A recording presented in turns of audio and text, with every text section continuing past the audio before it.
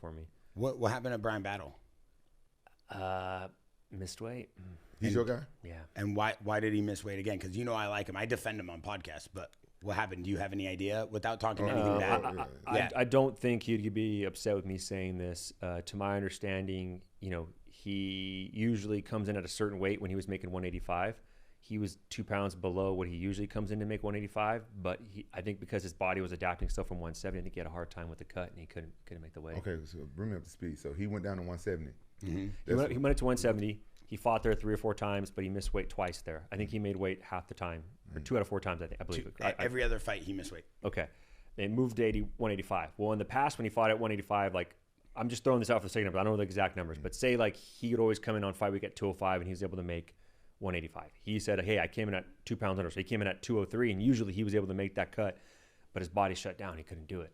I think maybe he's getting a little older. Maybe he has to get a little more in striking range. Yeah, I think, I think a lot of times younger fighters were able to make these bigger cuts, and I think his body's kind of resisting it, Yeah, as I got older,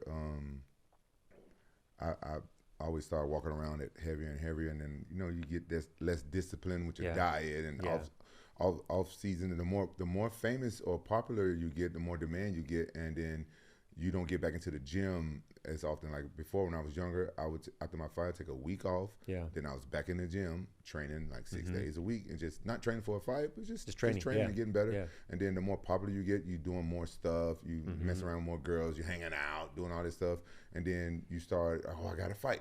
Then you get back into the gym, and then now that camp is most in the beginning it's about losing weight instead of fighting and training again, and that's what normally happens. Bear and Rampage actually nails it on the head, because when you get success, you want to capitalize on all the opportunities you get outside the cage because success, but then you're also balancing the training and maintaining the success, which occurs by winning fights inside the cage. So you're kind of doing this thing like, hey, do you want to go to this appearance and get paid X amount of dollars? Oh yeah, of course.